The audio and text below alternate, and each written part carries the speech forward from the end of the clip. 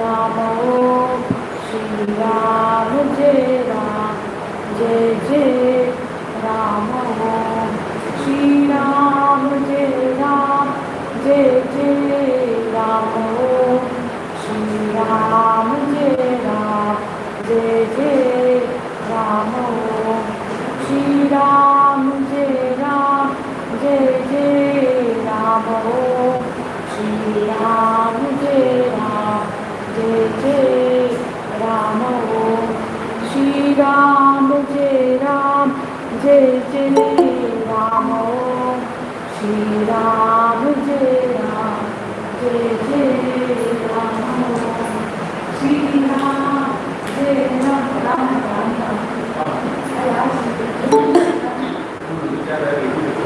Shri Ram Jai Ram Jai Jai Ram Om Shri Ram Jai Ram Jai Jai Ram Om Shri Ram Jai Ram Jai Jai Ram Om Shri Ram Jai Ram Jai Jai Ram Om Shri Ram Jai Ram Jai Jai Ram Om Shri Ram Jai Ram Jai Jai Ram Om Shri Ram Jai Ram Jai Jai Ram Om Shri Ram Jai Ram Jai Jai Ram Om Shri Ram Jai Ram Jai Jai Ram Om Shri Ram Jai Ram Jai Jai Ram Om Shri Ram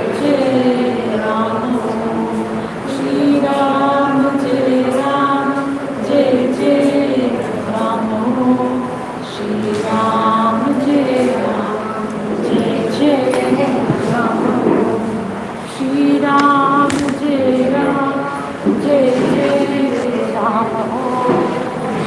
Ram Jai Ram Jai Jai Ram Om Shri Ram Hari Om, Hari Om. Jai Jai Ram Om Shri Ram Jai Ram Jai Jai Ram Om Shri Ram Jai Ram Jai Jai Ram Om Shri Ram Jai Ram Jai Jai Ram Om Jai Jai Ram Om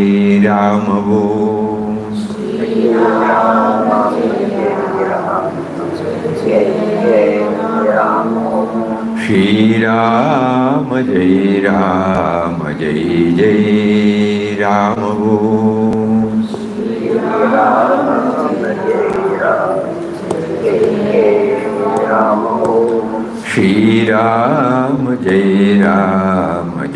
Jai Ram Om Shri Ram Jai Ram Jai Jai Ram Om Shri Ram Jai Ram Jai Jai Ram Om Shri Ram Jai Ram Jai Jai Ram Om Shri Ram Jai Ram Jai Jai Ram Om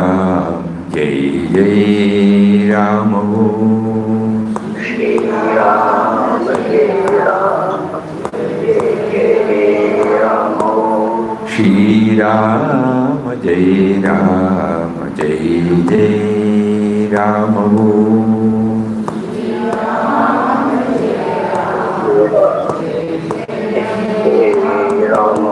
Shri Ram Jai Ram Jai Jai Ram Om Shri Ram Jai Ram Jai Jai Ram Om Shri Ram Jai Ram Jai Jai Ram. Hari Om to everybody. Hari Om, Pranam Swami. What is to be shared today? Pranam Swamiji. Pranam, Pranam.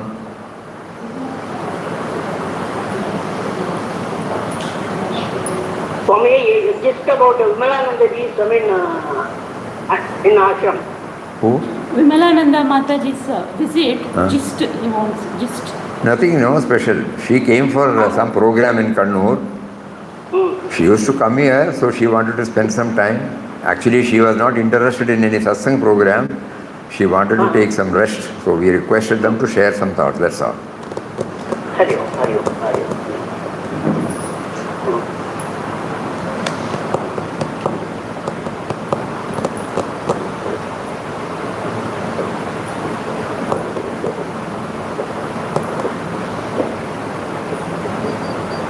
What is it that is to be shared today?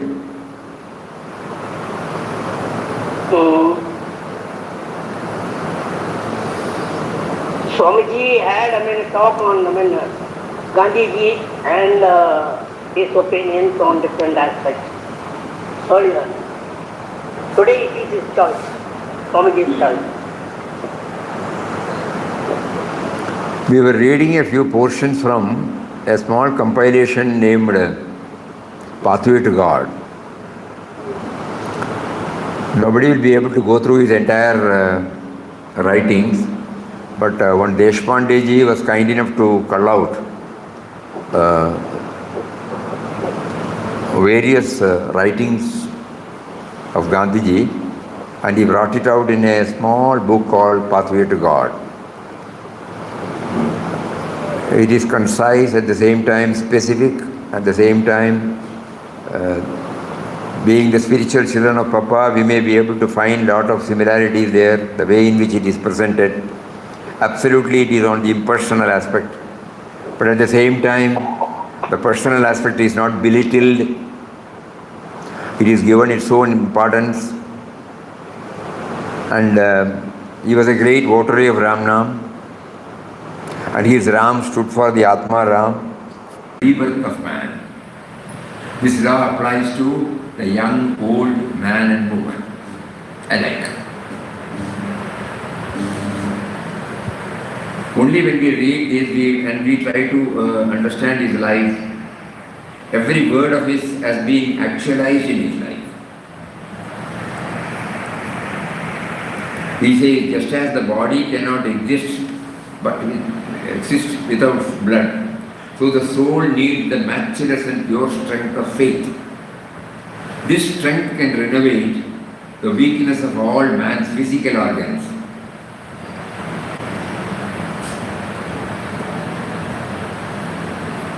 The other day we were mentioned, no?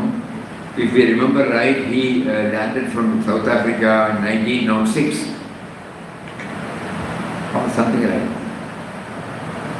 Till he dropped the body in 1948, 30th January. We can say this 40 years or 42 years. We have never heard Gandhiji being admitted to any hospital. He was very much with various types of activities, not only freedom movement, but he was essentially a man of God. So we don't have to compare him with any other social reformer. His reforms were part of his sadhana. Freedom movement was a part of his sadhana. Everything was a part of his sadhana. But we now understand that when he says, this strength can renovate the weakness of all man's physical organs. That is why it is said that when Ramnama is enshrined in the heart, it means the rebirth of a man.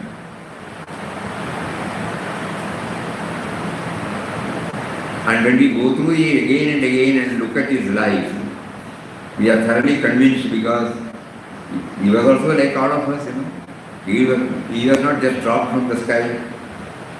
He was born to a father and mother, had the same education, he was also a grihastha, he was also a professional. And whatever he said, did, talked, everything was open. Nothing was hush-hush. So we can verify whatever he has said, whether it is possible or not. Only after experimenting he gave it to expression. I mean, every word that has come out of his experience, just like Papa. Probably that is why Papa found the moment he saw Gandhiji at a distance in 1920, he said that was the first spiritual touch, spiritual turn to the spiritual life. That was his first touch. And that is how Ramnam he started. Ram, Ram, Ram. We all know he switched over to Khadi, Qadar, he was spinning. Somewhere we also remember he was also there for some time in the freedom movement, for a short time. So, and he has also mentioned in the Inquest of God that he was not only a reader, but he was also plumbing deep into the depths of Gandhiji's approach to life and spirituality. Young India and ethical religion. When we were cleaning, we don't exactly remember where, then we saw the Young India editions from 1924 onwards. So Gandhian thoughts had influenced him a lot. And the first and foremost thing is we now when we try to compare, Gandhiji was not following any tradition, Papa was not following any tradition. Gandhiji was a great votary of truth, votary of Ramnam. Papa was also a great votary of Ramnam. Gandhiji did not withdraw himself from the common run of life and stayed in a cave. No, Papa also did not. He was very much in the society. He made a deep study of Bhagavad Gita and many of the scriptures, but at the same time, he was not confining himself to the scriptural knowledge, textual knowledge. Same thing with Papa. Whatever has been provided by the Lord for them to experiment, they experimented and brought it out and found later that the theme is tallying with what is enshrined in the scriptures.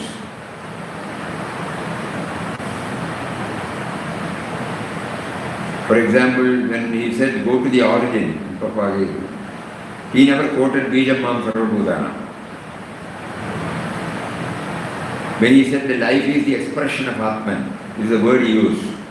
Then later on when we go through the Bhagavad Gita, we find Jivanam Sarvabhuteshu. Like that, anything and everything we find.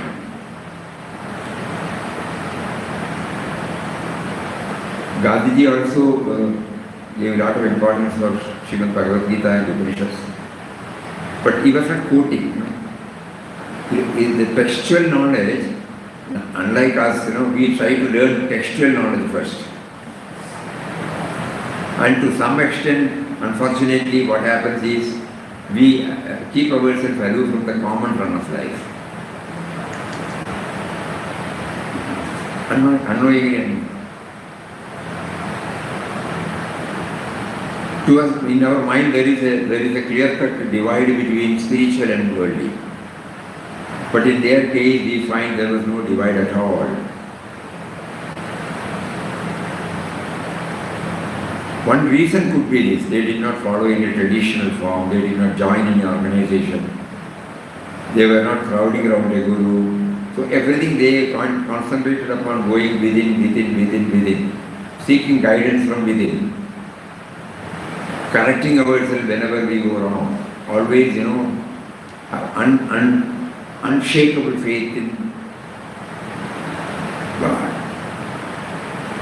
Unshakable. And both of them they were fully depending upon remembrance of God through Rama.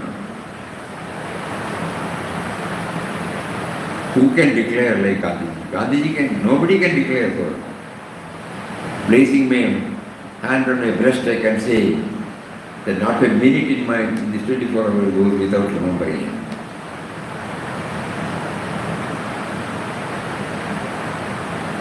A particular word, very touching. He says, my Rama is not the historical Rama. He is the eternal, unborn, one without a second. Him alone I worship. I have said that to take Ramnama from the heart means deriving help from an incomparable power. There is no doubt whatsoever that Ramnam contains all the power that is attributed to it. No one can, by mere wishing, enshrine Ramnam in his heart. Untiring effort is required, as also patience. What an amount of labor and patience have been lavished by men to acquire non-existent philosopher's stone. Surely God's name is of infinitely richer value. With my hand on my breast, I can say that not a minute in my life am I forgetful of God.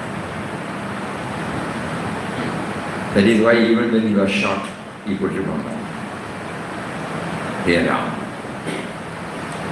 That means he has also said that though not in the lips, Nama was always in the heart.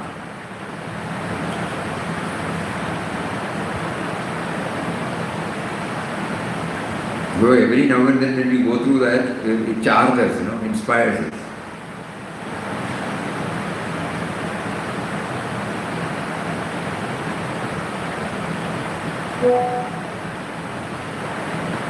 There are many such portions where we find a lot of similarities between Papas and Gandhijis.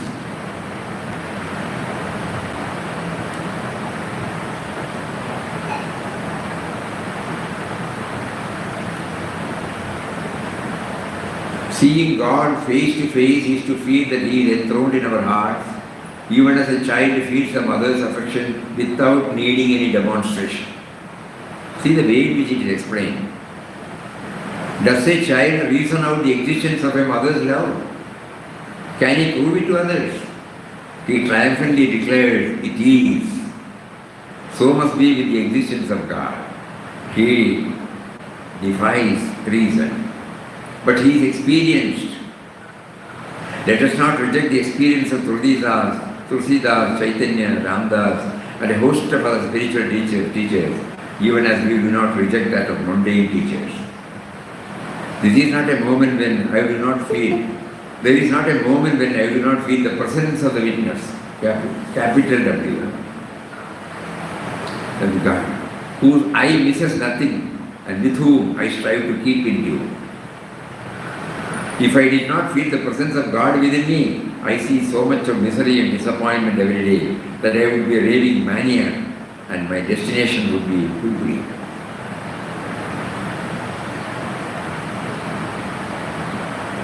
What is the vision of God? It does not mean seeing something with the physical eye or witnessing a miracle. Seeing God means realization of the fact that God abides in our heart. The yearning must persist until one has attained this realization and will vanish upon realization.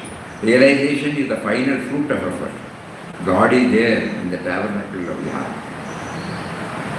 We cannot see God with these eyes. God is spirit without body and is therefore visible only to the eye of faith. If there are no evil thoughts troubling our mind, no fears, but constant cheerfulness in our heart, that is an indication of God's presence in ourselves. Indeed, He is there at all times, but we fail to notice His presence as we have no faith and thus undergo much suffering. When once we have cultivated real faith, calamity ceases to upset us. One who looks upon the universe as various facets of God will certainly have the beautiful question. All our knowledge and spiritual exercises are fruitless so long as we have not had this vision. And in a simple way he says, when I admire the wonder of a sunset or the beauty of the moon, my soul expands in worship of the Creator. I try to see Him in His mercies in all these creations.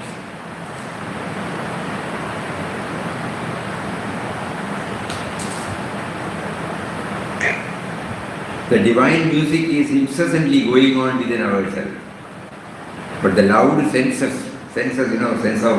objects, our mind runs after the sense objects through the sense organs. And that sound does not make us hear the divine music. That means we are not aware of His presence. So he says the divine music is incessantly going on within ourselves. But the loud senses drown to the delicate music which is unlike and infinitely superior to any we can perceive. With this inner light corresponding with the promptings of the smaller inner voice, then the flash is a mark of inspiration.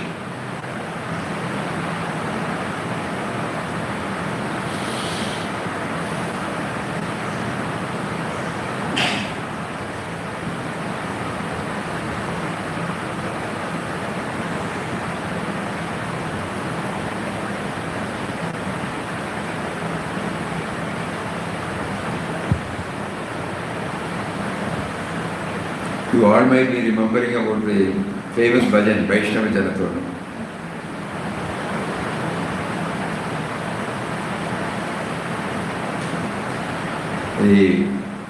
Also we always remember the moment we think about Srimad Bhagavad Gita, what comes to our mind is the 12th chapter first. Later on we came to know that Gandhiji wrote commentaries on Bhagavad Gita. He named it as Anasakti Yoga and he started with the 12th chapter. Why in there in 288 slokas, the Lord is bringing out who is made the other devotee. Qualification to become a devotee. And it covers everything. A righteous life, morally, ethically, spiritually perfect life. At the same time, not divorcing oneself from any field of activity. Adhyashta sarvabhutanam maitra karunayavada.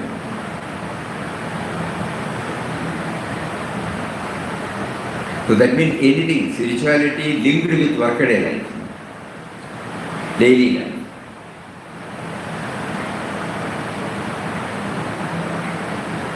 That has been the style of Gandhi.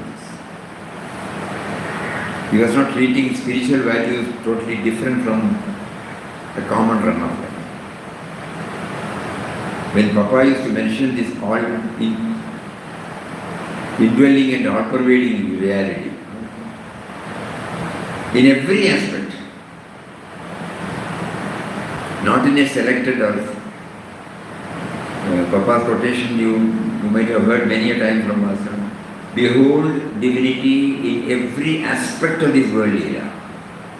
Verily it is He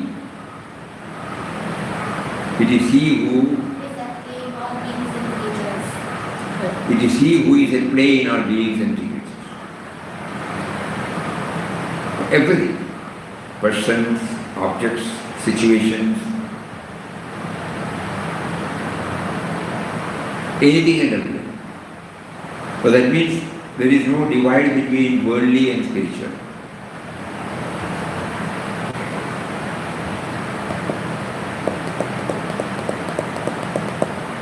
And we all know that after closely associating with Papa's thoughts, watching Mataji's life, we know that ultimate goal to be scaled is to reach a state where there is absence of otherness. And we find in their life absence of otherness. Nobody is another. The summit of spiritual practices. So like that, when we take it as a project, probably many we may be able to unearth.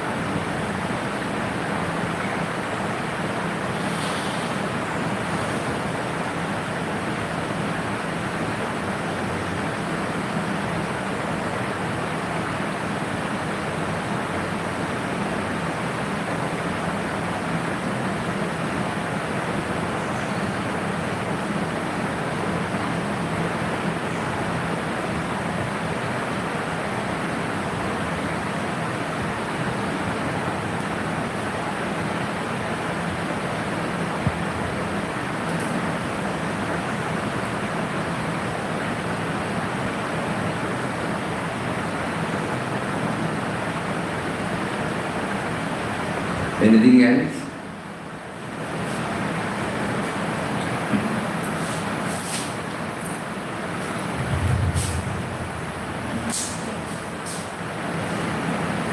Every now and then going through their biographies will definitely charge us.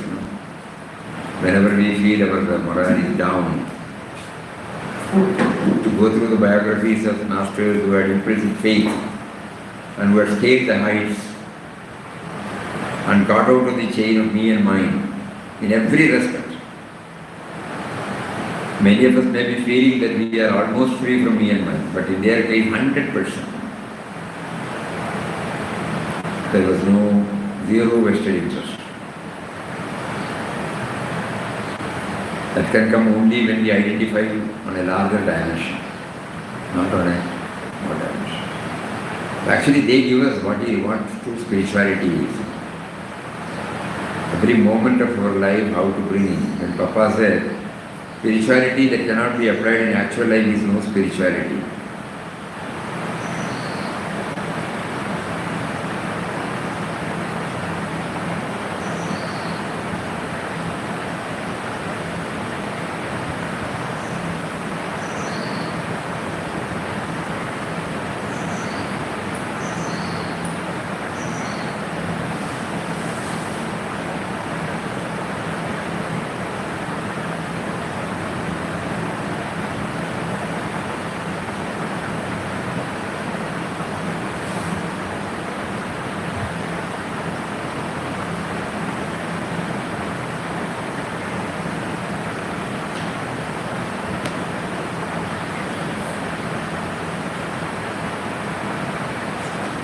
Spirituality that cannot be applied in actual life is no spirituality.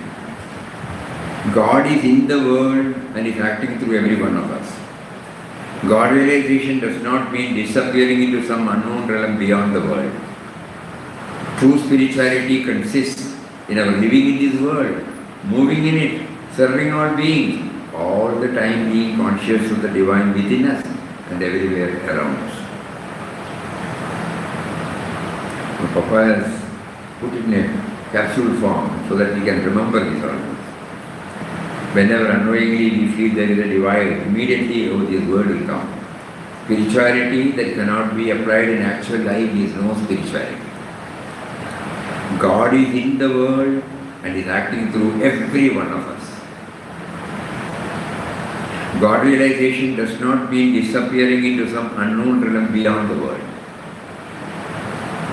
True spirituality consists in our living in this world, moving in it, serving all beings, all the time being conscious of the divine within us and everywhere around us.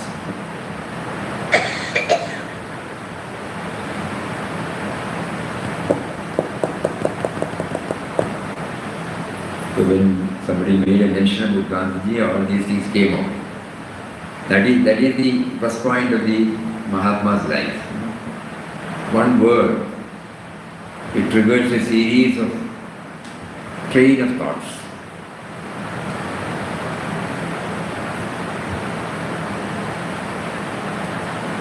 Especially when we go a little more deeper into what they stand for.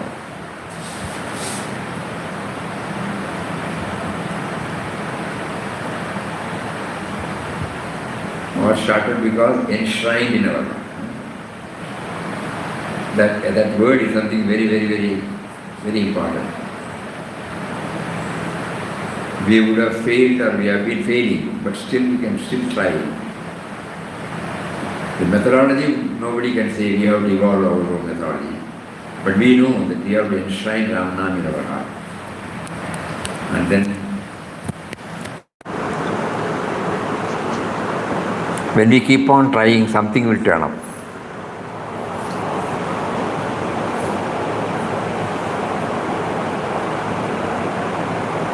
And like Papa, he also named it as subtle and mysterious power.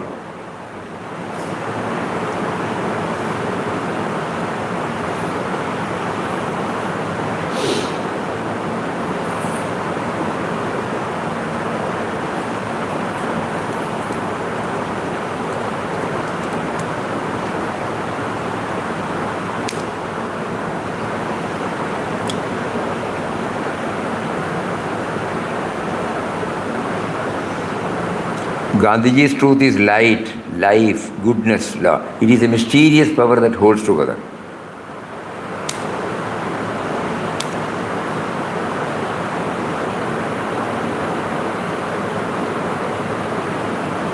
He says, there is an indefinable mysterious power that pervades everything. I feel it, though I don't see it. It is this unseen power which makes itself felt and yet defies all proof, because it is so unlike all that I perceive through my senses. It transcends the senses. I do dimly perceive that while everything around me is ever changing, ever dying, there is underlying all that change a living power that is changeless, that holds together, that creates, dissolves, recreates. This informing power of spirit is God. Once again we will read. Now all these things will help us because we are chanting the name of Him. By Ramnam we are chanting this. So more and more clarity about whose name we are chanting. There is an indefinable mysterious power that pervades everything. I feel it, though I don't see it. I feel it. It is this unseen power which makes itself felt, yet defies all proof, because it is so unlike all that I perceive through my senses. It transcends the senses. I do dimly perceive that while everything around me is ever changing and ever dying, there is underlying all that change a living power that is changeless, that holds all together, that creates, dissolves, recreates. This informing power of spirit is God. The truth is that God is that force. He is the essence of life. He is pure, undefiled consciousness. He is eternal. Yet, strangely enough, all are not able to derive, either benefit from or shelter in the all-pervading living presence. Electricity is a powerful force. Not all can benefit from it. It can only be produced by following certain laws. It is a lifeless force. Man can utilize it if he can labor hard enough to acquire the knowledge of its laws. The living force which we call God can similarly be followed if we know and follow His law, leading to the discovery of Him in us. God is an unseen power residing within us. There are so many powers lying hidden within us, and we discover them by constant struggle. Even so, we may find this supreme power if we make diligent search with the fixed determination to find Him. My God does not reside above. He has to be realized on earth. He is here, within you, within me. He is omnipotent, omnipresent. You need not think of the world beyond. If we can do our duty here, the beyond will take care of itself.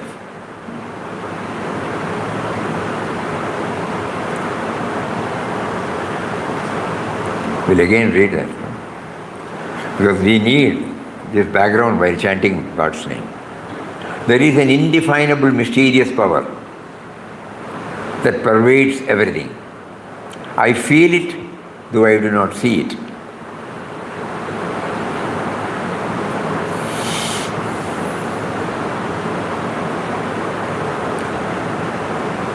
It is this unseen power, UNP capital, which makes itself felt and yet defies all proof, because it is so unlike all that I perceive through my senses. That means it cannot be objectified. It transcends the senses.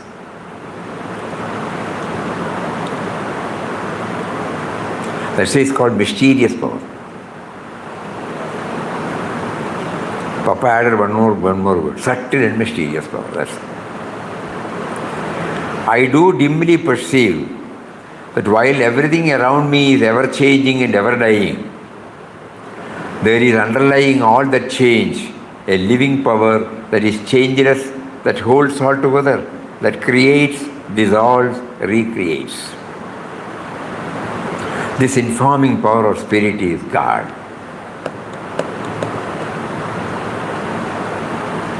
The truth is that God is the force, F capital. He is the essence of life.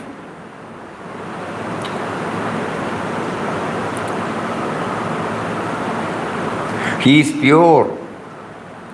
He is pure, undefiled consciousness. So life, consciousness.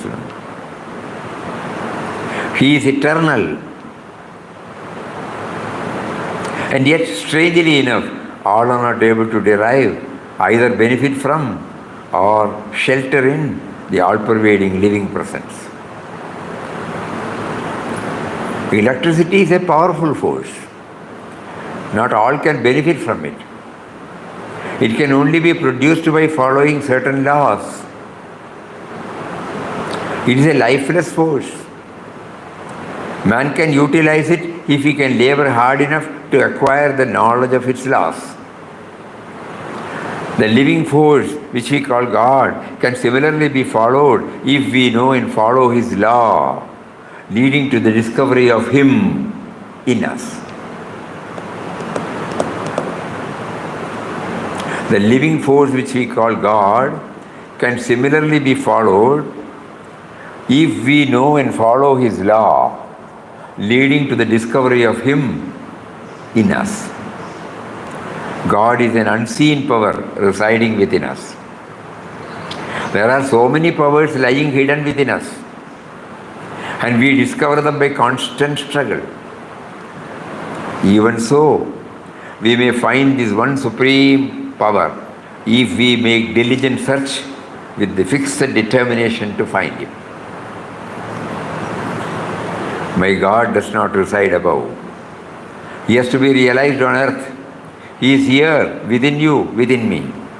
He is omnipotent, omnipresent. You need not think of the world beyond. If we can do our duty here, the beyond will take care of itself.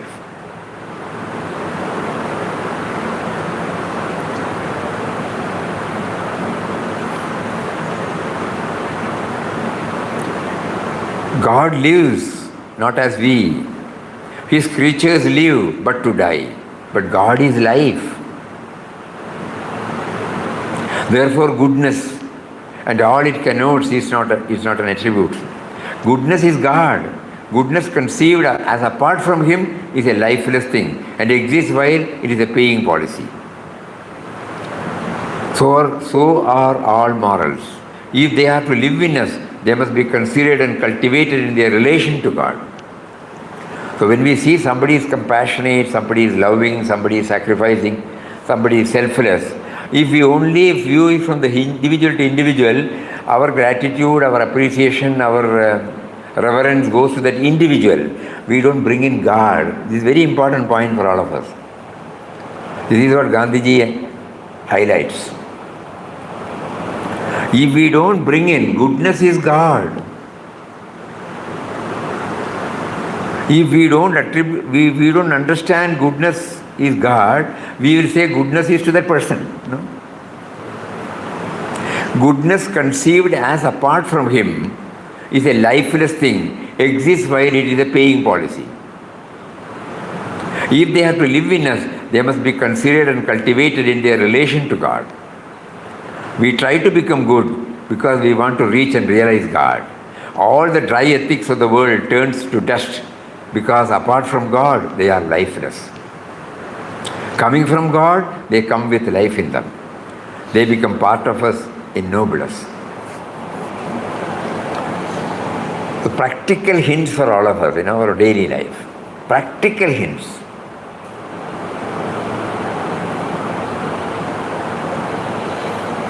Even while doing seva, if we don't bring in the dimension, we get frustrated at times.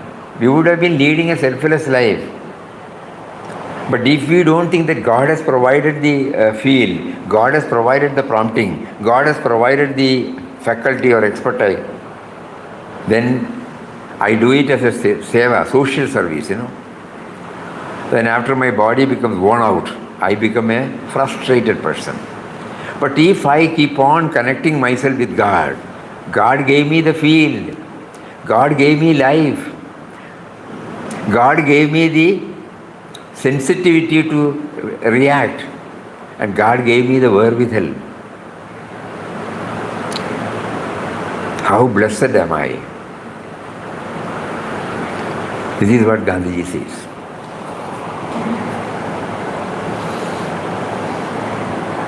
That is why in every act he will say that. People may say that I am doing, that word is also there.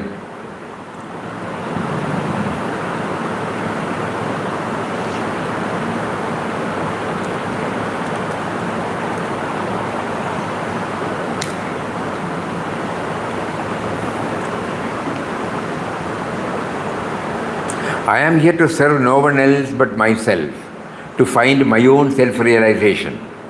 Through the service of these village folk, man's ultimate aim is the realization of God, and all his activities, social, political, religious, have to be guided by the ultimate aim of the vision of God. The immediate service of human beings becomes a necessary part of the endeavor, simply because, it's a wonderful word, the only way to find God is to see Him in His creation and be one with it. See the practical approach. The immediate service of human beings becomes a necessary part of the endeavor simply because the only way to find God is to find Him in His creation and be one with it. This can only be done through one's country. I am part and parcel of the whole, and yet I cannot find Him apart from the rest of the humanity. My countrymen are my nearest neighbors. They have become so helpless, so resourceless, so inert that I must concentrate on serving them. And next word, if I could persuade myself that I should find Him in Himalayan cave, I would proceed there immediately, but I know that I cannot find Him apart from humanity.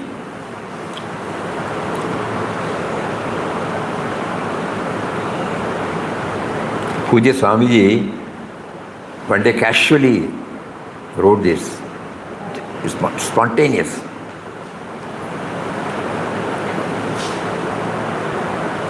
You cannot love God without loving a man. We need not analyze so many things. Simple, no?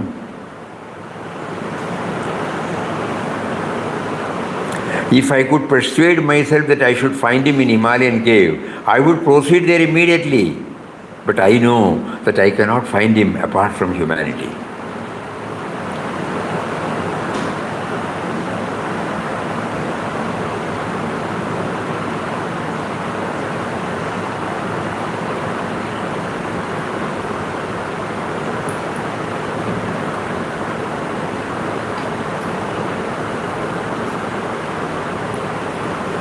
And that is why he declared that, no, I am striving for the kingdom of heaven, which is spiritual deliverance. For me, the road to salvation lies through incessant toil in the service of my country and my humanity. I want to identify myself with everything that lives. I want to identify myself with everything that lives. In the language of the Gita, I want to live at peace with both friend and foe. My patriotism is for me a stage in my journey to the land of eternal freedom and peace. Thus it will be seen that for me there is no politics devoid of religion. They subserve religion. Politics bereft of religion is a death trap because they kill the soul.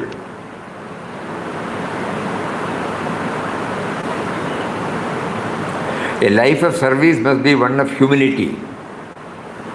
He who could sacrifice his life for others has hardly time to reserve for himself a place in the sun. A life of service must be one of humility. He who could sacrifice his life for others has hardly time to reserve for himself a place in the sun. Inertia must not be mistaken for humility, as it has been in Hinduism. True humility means most strenuous, constant endeavor, entirely directed toward the service of humanity. God is continuously in action without resting for a single moment. If we should serve Him or become one with Him, our activity must be as unwearied as His. There may be momentary rest in store for the drop which is separated from the ocean, but not for the drop in the ocean which knows no rest. The same is the case with ourselves. As soon as we become one with the ocean in the shape of God, there is no more rest for us. nor indeed do we need rest any longer. Our very sleep is action, for we sleep with the thought of God in our hearts. This restlessness constitutes true rest. This never-ceasing agitation holds the keys to peace ineffable. This supreme state of total surrender is difficult to describe, but not beyond the bounds of human experience.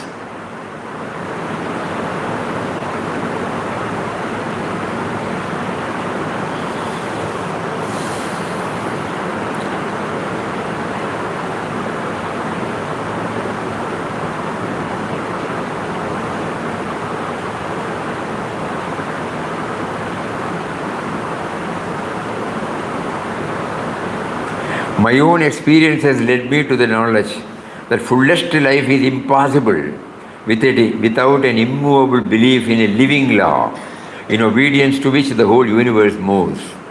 A man without that faith is like a drop thrown out of the ocean which is bound to perish. Every drop in the ocean shares its majesty and has the honor of giving us the ozone of life. It is easy enough to say, I do not believe in God. For God permits all things to be said of Him with impunity. He looks at our acts. Any breach of His law brings with it not its vindictive, but its purifying, compelling punishment. God's existence does not need to be proved. God is. If He is not felt, so much the worse for us.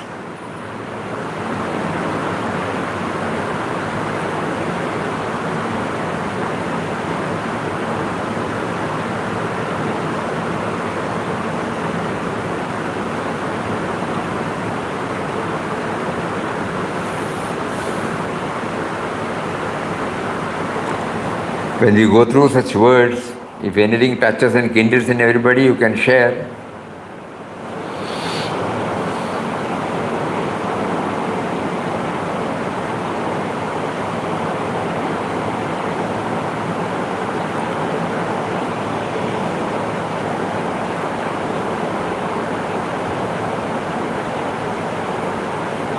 Spirituality in everyday's life, daily life.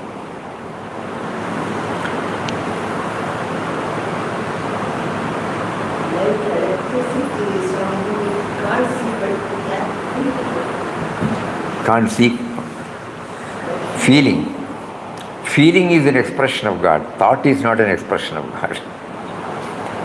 Because feeling cannot be explained, It is the experience. That's why feeling of His presence. Because He is a mysterious power, because of which the feeling takes place. So He cannot be objectified. So if all these things are there in our mind, by constantly, repeatedly reading, assimilating, contemplating, reflecting, then the Nama chanting will definitely help us to travel along on those lines.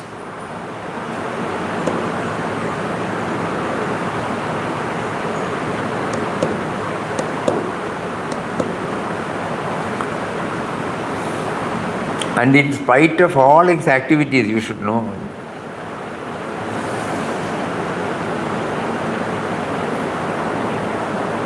So he was also simultaneously developing this along with his activities. Anybody who visits Sabarmati, Sevagram, they will find that.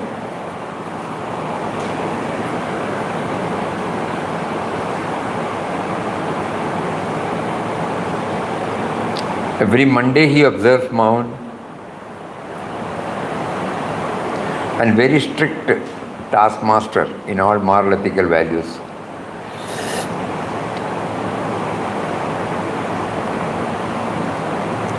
Many people may differ at the worldly level, some of the acts of him, but to him, he had no vested interest.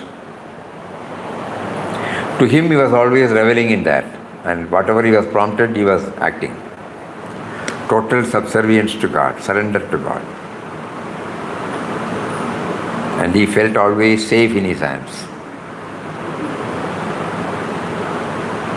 God made him to take certain decisions, adopt certain type of life, Swamiji, which may not, when people make wrong statements about Gandhiji, how should we react? Means how should we proper reaction? because they would not have gone deep into it. No. On the surface level, there may be something on which we may not be able to understand him.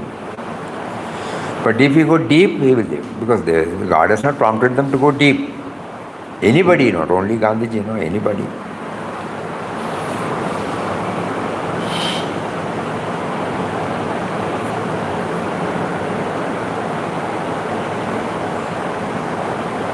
Why some people came and wanted to do away Mataji's life, create confusion. We cannot say that. It's all God's will. Similarly, those who have not understood his life, they may not know. But in our case, Papa had made it very clear. His own statement in one of his articles, very, very touching article about Gandhiji.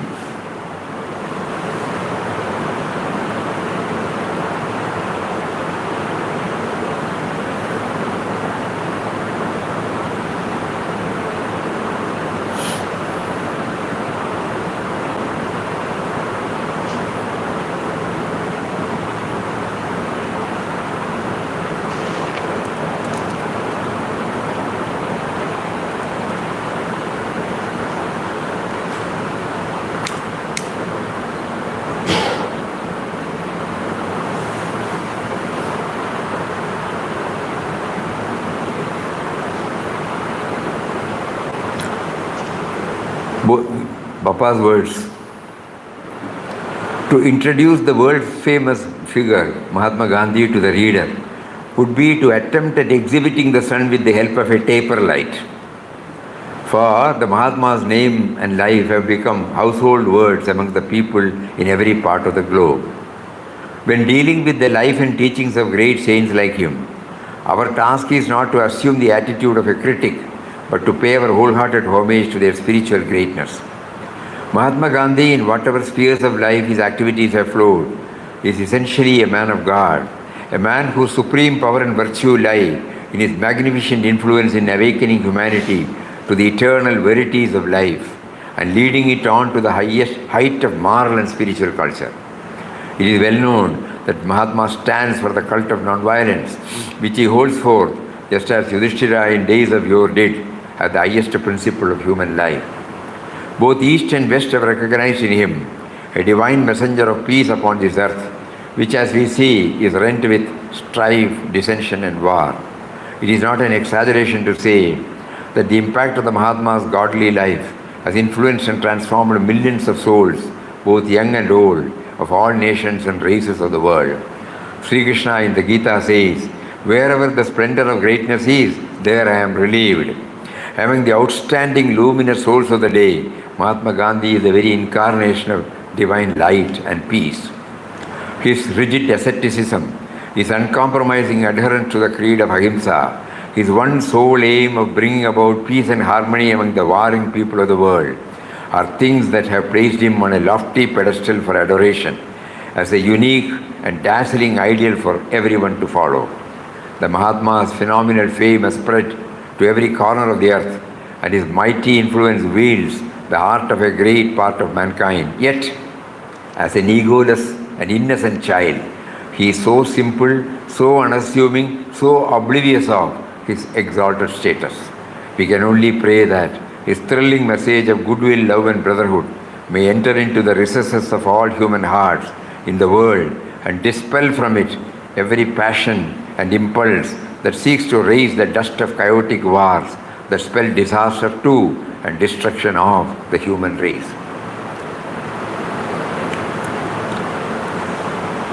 That is why you see people who came for the G20, all the head of the nations who participate, they all went and paid their respects to the Mahatma in Rajghat.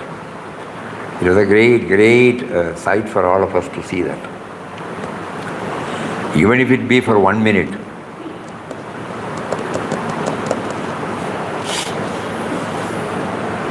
Anyhow, so ours as a spiritual aspirant, ours is to draw inspiration from all these masters. To the extent possible, we try in our own way. We may fail, we may forget, but doesn't matter. We try to understand their philosophy. And through that philosophy, if we understand their life, there won't be any confusion. If we see them as an individual, then the confusion will definitely come. Many things, even with all Mahatmas, people may have differences. But if we view it from that angle, another perspective, then the whole thing will become clear. So we pray for him, for facilitating opportunities for us to know about the greatness of these Mahatmas.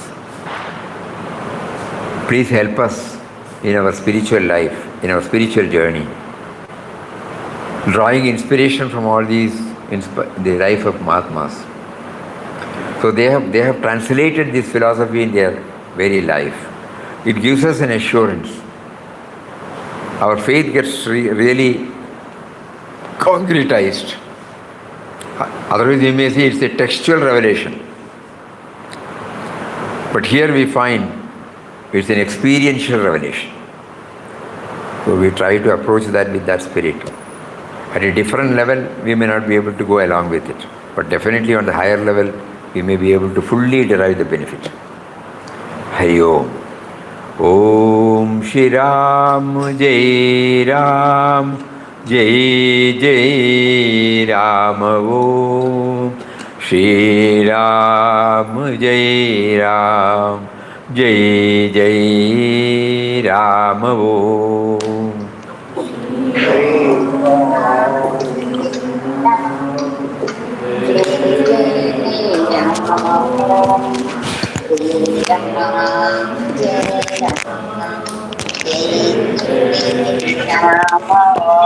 Shri Ram Jai Ram Jai Jai Ram Om Shri Ram Jai Ram Jai Jai Ram Om Shri Ram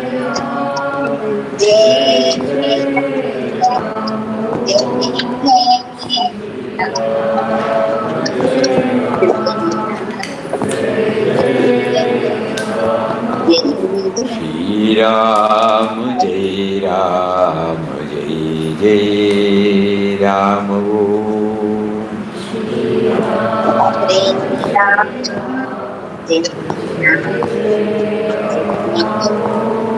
Shri Ram Jai Ram Jai Jai Ram Om Shri